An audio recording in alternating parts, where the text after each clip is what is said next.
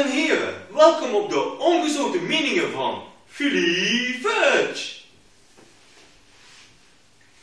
Hey allemaal, ik ben Philly Fudge en vandaag geef ik mijn ongezouten meningen over de Belgische regering. Wisten jullie dat ze in de Belgische regering slecht kunnen articuleren? Wat mij niks verwondert als je ziet wat daar rondloopt. De ene spreekt geen Nederlands, de andere is getrouwd met Jack Daniels.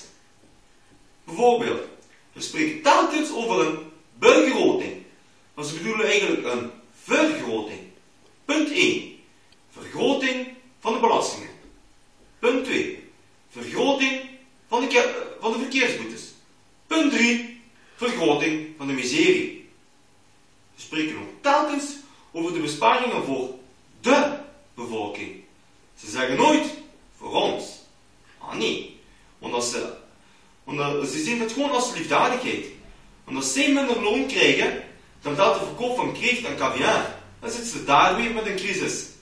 Dus denken ze in hun eigen, laten we de bevolking nog eens opleggen met een benaaiing. Ze stimuleren ons telkens om met de fiets of trein te gaan werken. Maar zij komen wel met de auto, met privéchauffeur. Want zelf mogen ze niet rijden, omdat ze niet weten dat 2 verkeersborden van 90 km per uur achter elkaar 90 is. En niet 180. Ze zijn zo gewoon van op te tellen dat ze zelfs de verkeersborden optellen. Laatst nog gingen we op de Brusselse ring. Hé, kijk daar! Elio!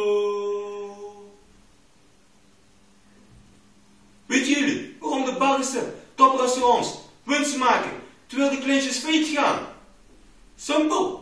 Ik heb nog nooit de minister een broodje om de hoek zien kopen. Nee, laten we vandaag eens een lekker sappig broodje met tomaatcrevet gaan kopen bij het Hof van Kleven. Ja, dat is een goeie. En daarna nog een poescafé in Oudsluis. Want daar hebben ze natuurlijk lekkere pannenkoeken met Jack Daniels, uiteraard. Zo, dit zijn mijn meningen over de Belgische regering. Geef jullie feedback en zie ya!